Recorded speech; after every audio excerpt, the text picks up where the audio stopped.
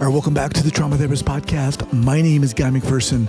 My mission is to help trauma therapists be their incredible selves, to be human, to be real, not just a clinician. I'm a big believer in who we are is more important than what we know. And this requires cultivating authenticity, genuineness, and vulnerability, and that requires intention. You can learn more about my courses and workshops by going to thetraumatherapistproject.com. That's thetraumatherapistproject.com. Let's get started. So 5, 4, 3, 2, 1. All right, folks, welcome back to the podcast. We're very excited to have back as my guest, Alisa Zipursky. Alisa, welcome back. Thank you so much for having me. I am thrilled to be back with you. You are welcome. So Alisa is a storyteller, a writer, a facilitator, and childhood sexual abuse survivor. Her work focuses on offering emotional support to other young survivors healing from sexual trauma. Alisa started Healing Honestly in 2016 as a way to share her experiences as a millennial woman trying to live her career building, tequila drinking, sex having, Netflix and chilling life while contending with her experiences as a survivor of childhood sexual abuse. HealingHonestly.com now has a readership of 273,000 people who stick around for her transparency, her humor. Healing from child sexual abuse is funnier than you'd think, she says. An ability to talk about really heavy and hard topics around sexual trauma, mental health, and healing in a way that feels accessible. Her new book, Healing Honestly, The Messy and Magnificent Path to Overcome Self-Blame and Self-Shame, will be out tomorrow. Alisa, thanks so much for being here. Thank you so much. So before we get going, as people, maybe some didn't hear the first episode when you were on previously, but share with our listeners where you're from originally and where you are currently. I am born and raised in Washington, D.C., and I am here in Washington, D.C. Okay. All right. So I want to get to talking about the book, obviously, but let's share with our listeners, give us a little rundown about how all this started for you. So I started doing this work in 2015, 2016. I was coming out, I was in my late 20s and coming out of a period in my life that involved my dormant childhood sexual abuse trauma coming to the surface and sort of wreaking havoc on every aspect of my life and impacting my ability to have a job, my relationships with my family, my relationships to myself. And through that healing experience, I just wanted a place on the internet that felt like a place where we could both sort of hold two truths. One, that our trauma impacts every aspect of our lives, and also that we are capable and worthy of full and vibrant lives. And I just felt like at the time there were I kept stumbling upon two options for resources. One were clinical-based resources written by doctors and medical experts that felt deeply pathologizing for me and made me sort of feel like a lab rat being studied. Or there was a lot of memoir that is a beautiful and important art form, but for me felt really re-traumatizing. And reading about people's very specific experiences of abuse wasn't what I needed for my healing at the time. I needed a place where we didn't focus on what happened, but we focused on the what now. And so I just started putting my work out on the internet through my website, healinghonestly.com, and it really blew up. I'm proud to say now we have 500,000 readers, which is really incredible. Wow. So I gave you old numbers. I redid the numbers recently and I was like, holy smokes, which is really amazing and has really grown. And I spend a lot of time doing public speaking and workshops and talking on college campuses and at at conferences all about the realities of healing from childhood sexual abuse. And then a couple of years ago, I was approached by a woman named Charlotte Ashlock from Barrett Kohler Publishers, who I didn't know then, but would become my most beloved editor. And she approached me about writing a book. She had found my work because she was personally looking for support because she herself is a survivor of abuse. And she reached out to me and things really grew from there. And she really helped me cultivate what would a book from me look like, what's out there, and what would it mean for a book to be truly a survivor to survivor resource for healing. Now, and that's a perfect segue into talking about your book. But before we get there, and I'm asking you this because you have a very open way of talking about this, maybe even a unique way, a very empowering way of approaching this whole topic of healing. When things first started happening for you, when you started saying, holy crap, something's going on here, how did you deal with that? I found it extraordinarily overwhelming. And I think that, like a lot of survivors, my sort of come to Jesus moments about what had happened to me was both very slow and all at once. And I had been in therapy all my life, but wasn't really. And I would visit parts of my abuse at different times in my life. And that sort of experience was very nonlinear. And I say that because, I have now supported so many survivors in their healing journey.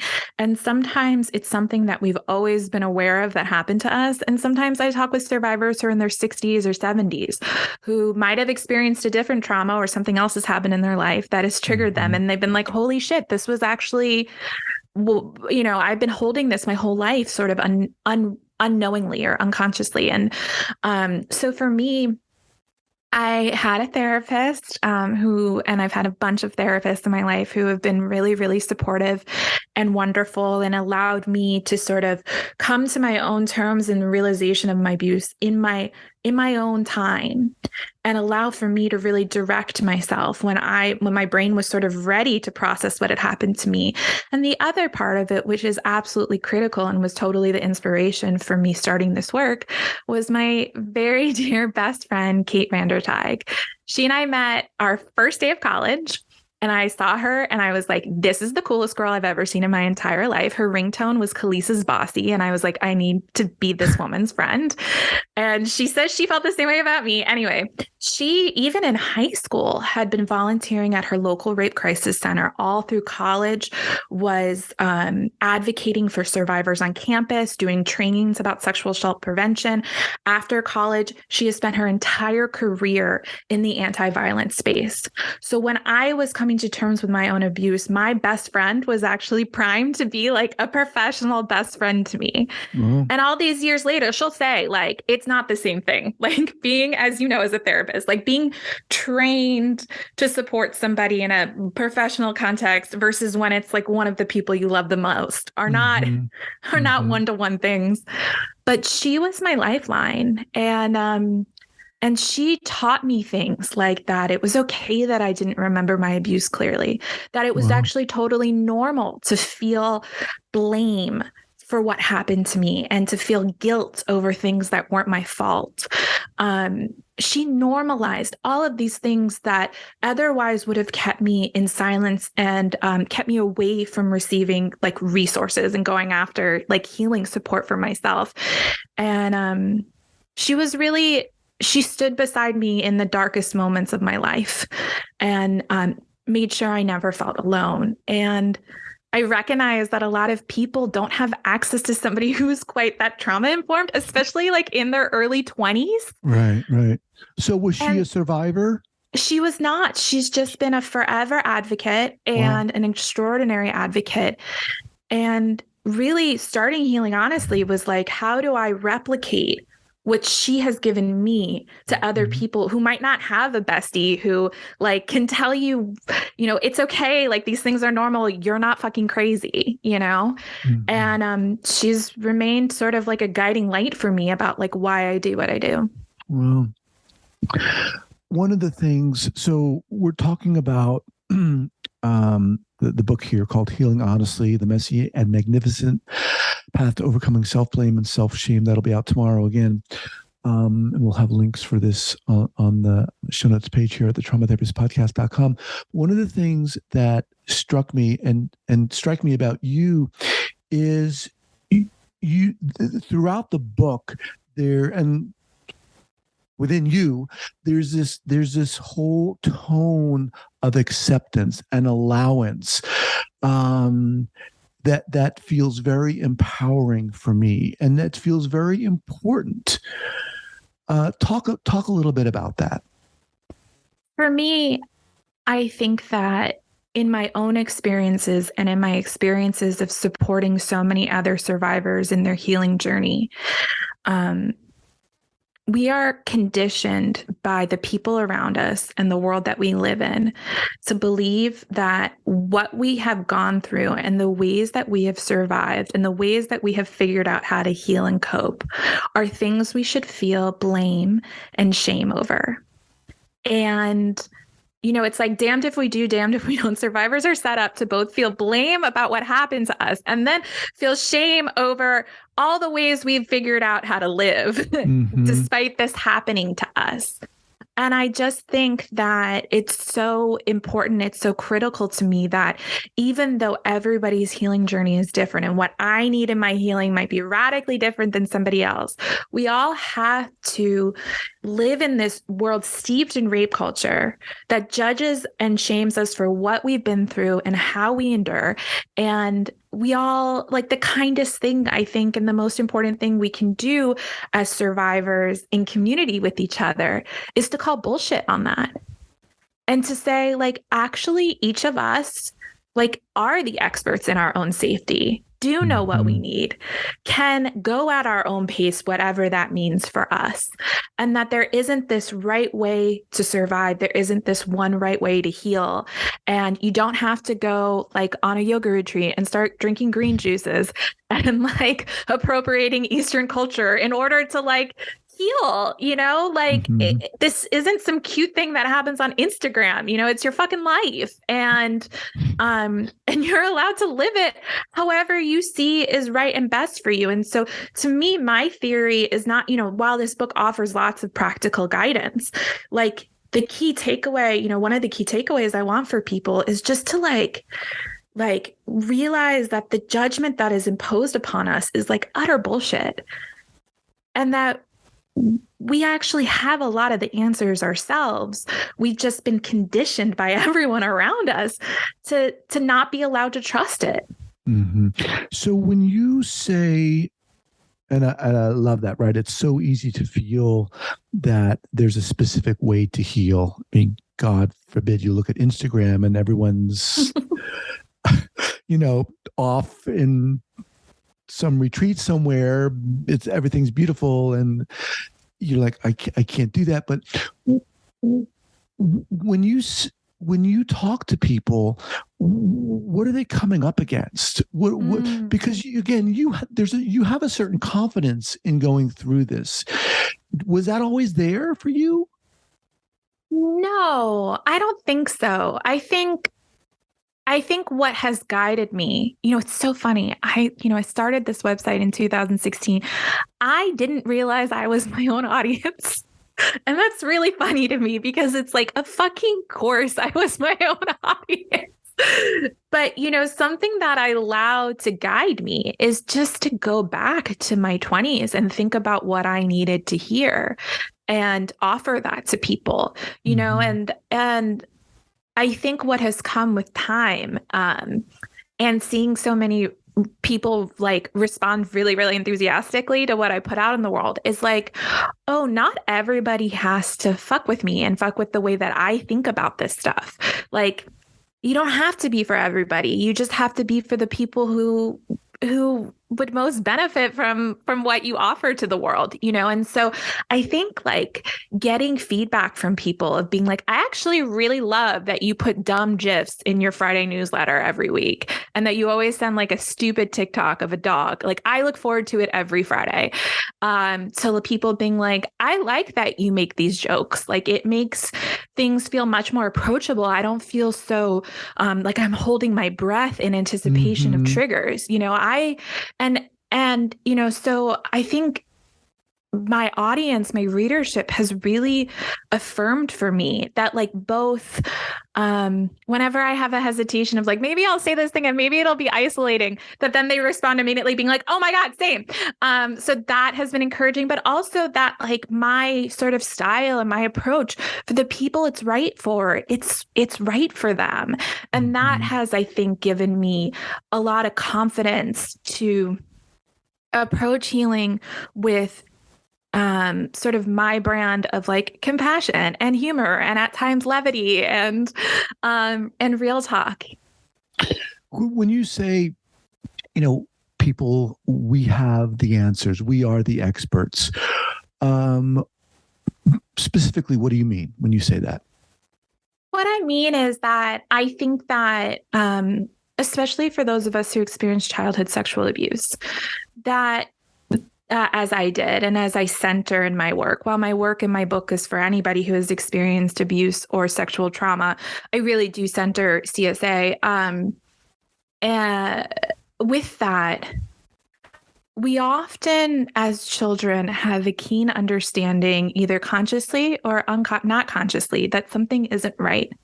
And that we have an intuition in our minds and in our bodies that something isn't okay.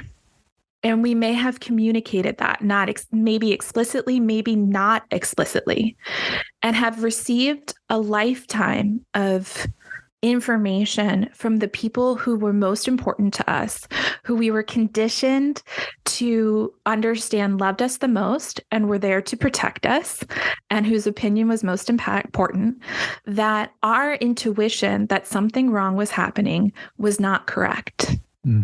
And it might have been, indicating to a parent that what happened to us wasn't safe, or that we don't want to be near somebody, or that we're having an emotional reaction and they're minimizing it or invalidating it, or perhaps just gaslighting us and telling us, the sky is a different color when it isn't.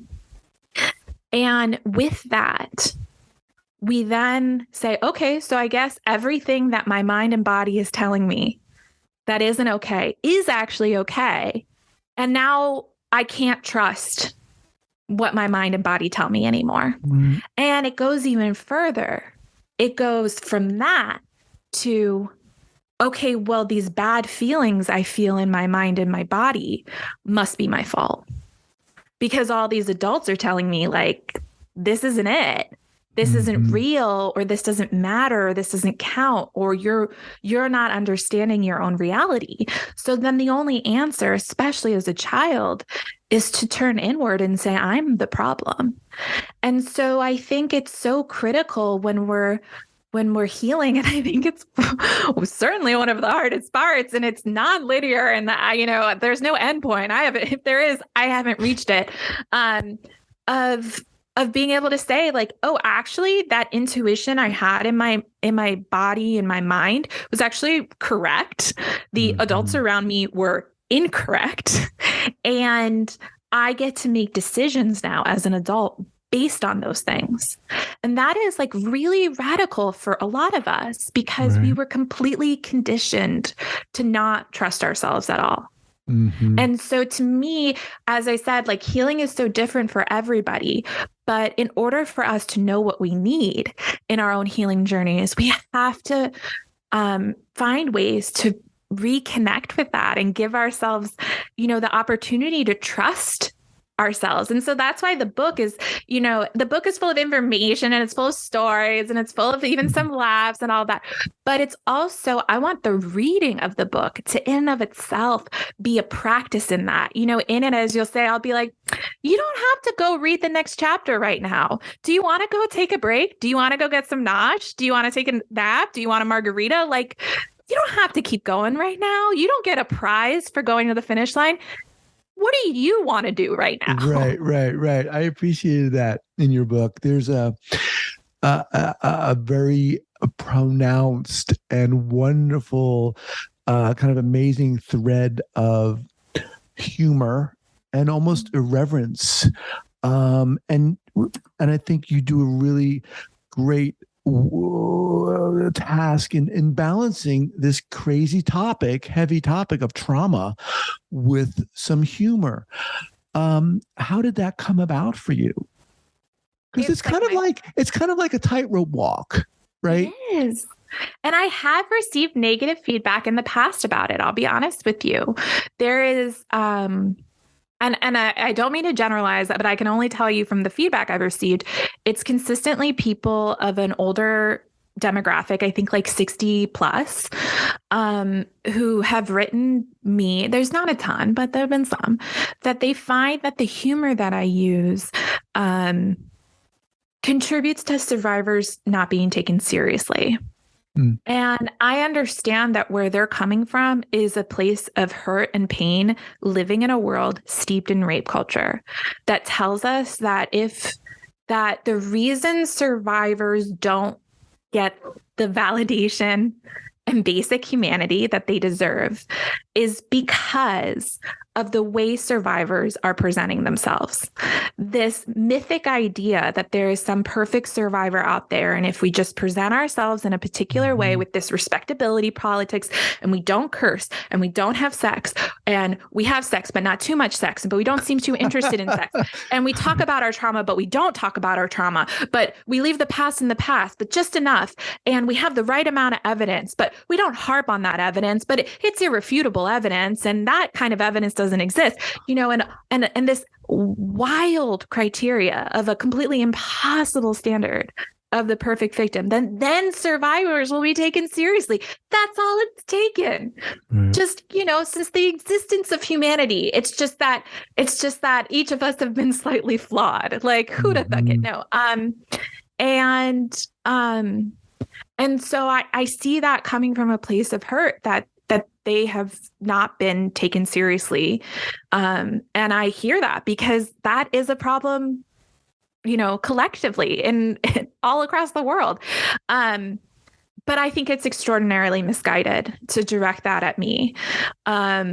I don't think that it's fair for us to police the way we cope and heal. And it's okay that some people talk about their trauma in ways that I never would. And that's okay too. Like there's something for everyone. But I think for me also, it's so wild because I'm like, I'm a Jew. Like my people proudly have made it quite well known that we use humor to cope with extraordinary suffering and trauma. And I am incredibly proud of that tradition. And so to tell me that I have to go against my nature, to go against my ancestry, to go against what is in my bones about how I know how to cope with extraordinary trauma, to go against that because I want somebody to take me seriously who has no interest in taking me seriously, feels fundamentally misguided for me, and not relevant in my life. And so, my family are the funniest people I know. Like sitting around my grandparents' dinner table in Omaha, Nebraska, which was sort of the heart of where our family was. Like I remember my aunts and uncles, they would cry laughing. There were always needed to be a box of tissues because they would laugh so hard they would cry. They're incredible storytellers. They're so fucking funny. And so me using humor, yes, it's a tightrope and it's intentional. And I try very thoughtfully to balance tone and to make things feel more approachable and accessible when otherwise they feel really stigmatizing and scary.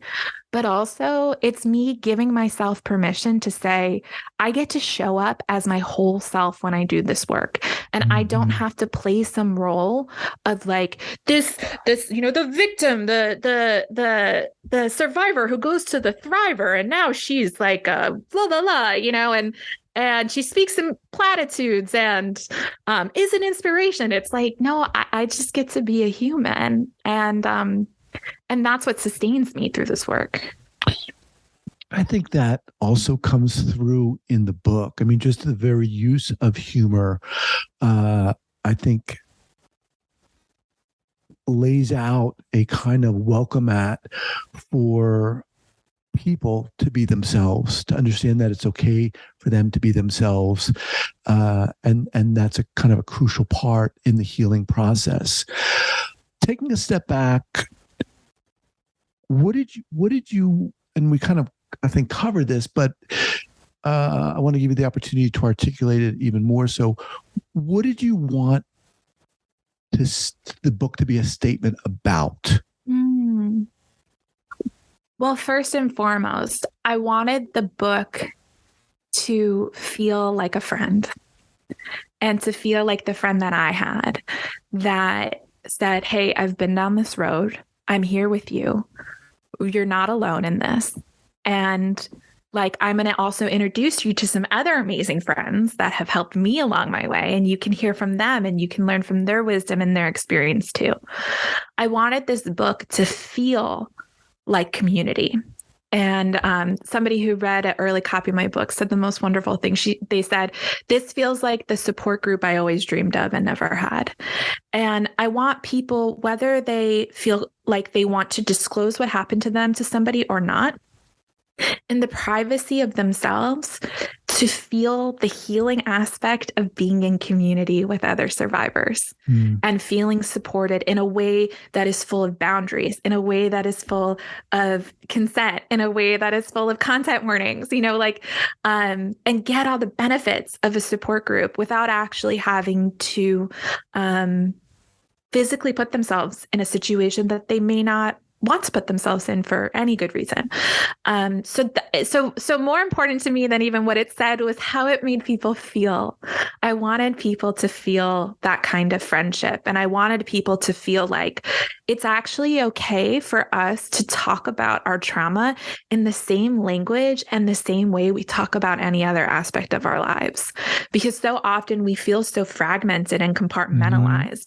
And it's actually okay to be our whole selves as we're healing and talking about this. And then, really what I want people to walk away with this is an understanding for themselves as to why we feel so much blame and shame for things that aren't our fault. In each chapter we go through, who are the people in our lives who we trusted, who reinforced these untrue stories that we're to blame for what we've been through and how we heal.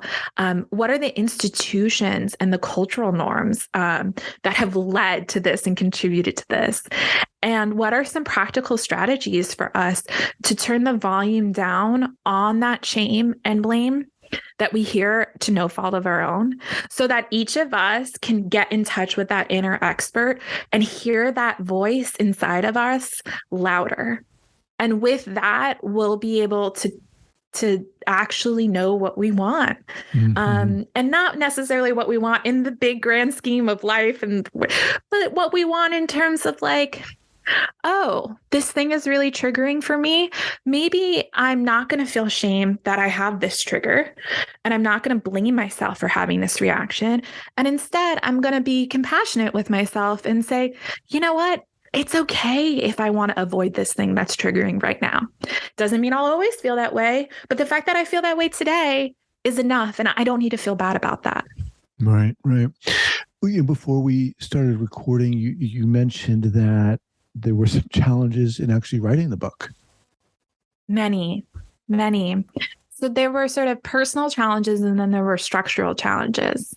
The personal challenge is that in order to know what I needed to say, the way I knew what I wanted this book to be was to go back to some of the worst times in my life and think, what was the book that really would have helped me out at this time? And, as I proudly say on the cover of the book, the least re-traumatizing read on child sex abuse out there.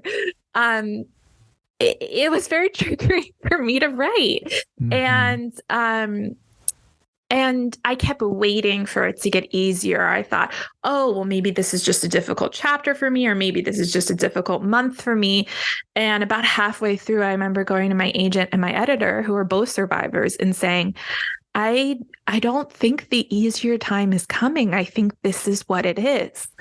And so I had to learn how to take a lot of breaks. I had to learn to step away for whole weeks at a time. I had to radically care for myself in a way that was sort of a new level. And everyone around me really rallied with me. My support system was so extraordinary and carried me so much through this. Every strategy and coping mechanism I had ever had just kept, more and more and more to get through this. And it was during a pandemic, which, helps everything and makes everything so much easier. No, it was, I've only written one book and lived through one pandemic, but I'm pretty safe to say I wouldn't recommend doing them at the same time.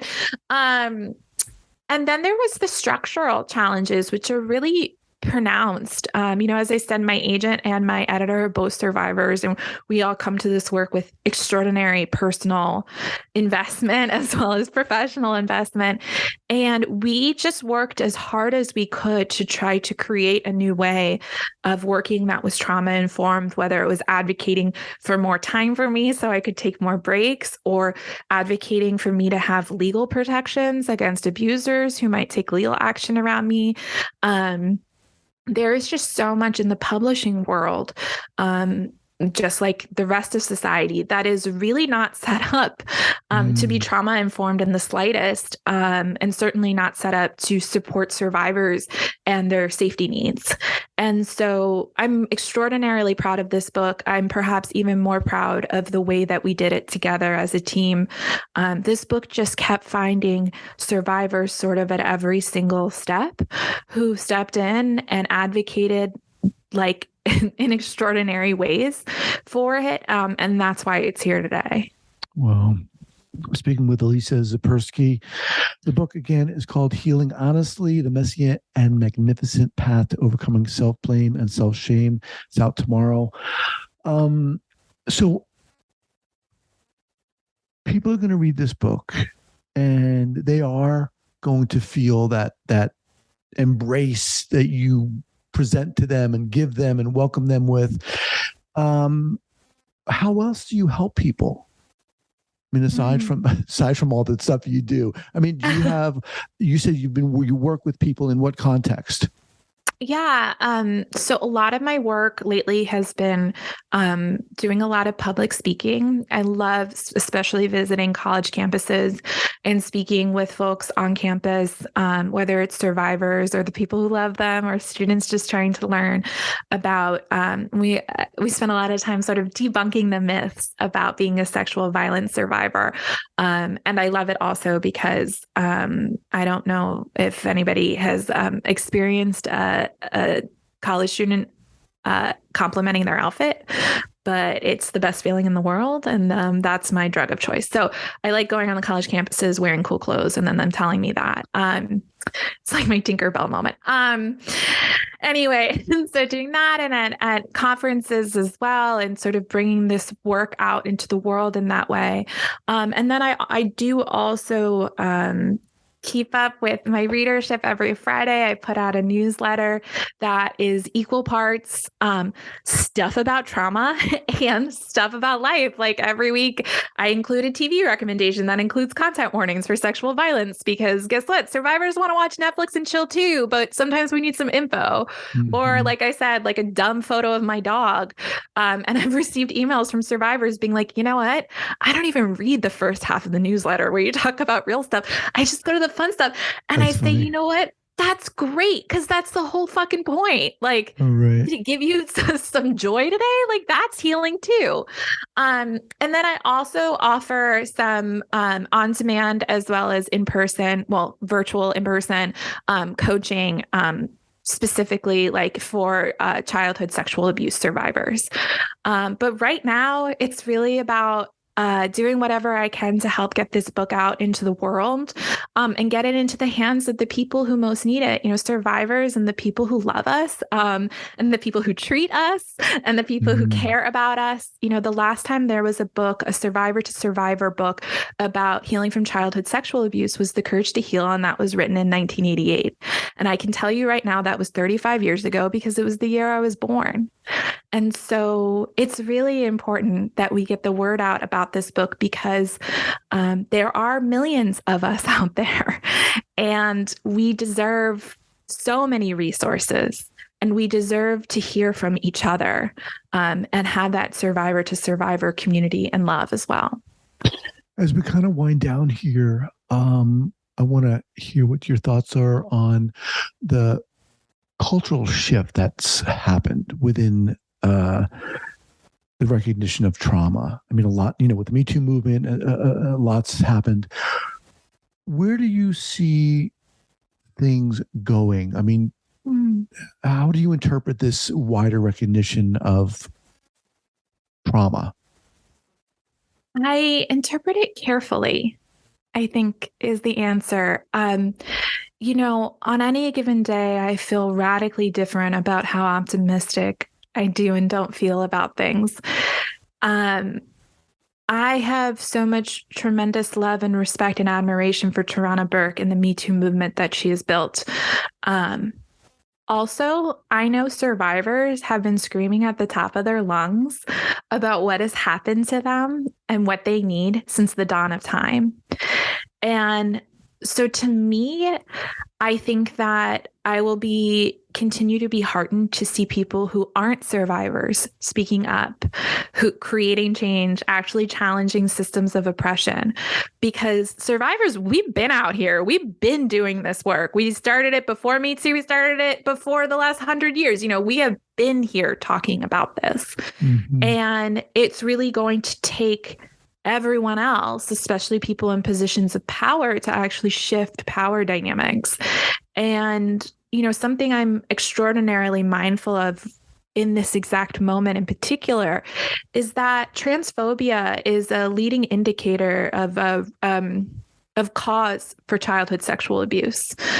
We know from the American Academy of Pediatrics in a 2012 study that showed that children who were gender nonconforming were 7 times more likely to be sexually abused than their gender conforming peers. So we know that transphobia and homophobia are leading causes of CSA. And I'm quite concerned with the rising fascist laws that are being passed throughout this country that are oppressing gender nonconforming, trans, and queer children. It is absolutely putting them at much greater risk for sexual violence and all sorts of kinds of violence. And so, and I really applaud organizations like Mirror Memoirs, led by Amitha Swadine and Jaden Fields, who have really been uplifting this and talking about this and saying, hey, if you care about childhood sexual abuse, if you care about ending sexual violence, if you care about protecting children from sexual violence, you have to care about transphobia and homophobia, and you have to care about what these kids are going through, and protect and revere these children no matter who they are. And so I think it's a call to action for all of us, especially those of us like myself who is cis and heterosexual, that if we really want to see the tides turning on the epidemic of sexual violence in this country, we have to be bringing that into it. Yeah, appreciate that. All right, Alisa, I mean, I could talk to you for a long time here. What's the best way for people to get in contact with you? You can reach me through my website, healinghonestly.com. You can also hit me up on Instagram at Alisa Healing Honestly. That's ALISA Healing Honestly on Instagram. And most of all, you can go get your own copy of Healing Honestly, The Messy and Magnificent Path to Overcoming Self-Blame and Self-Shame.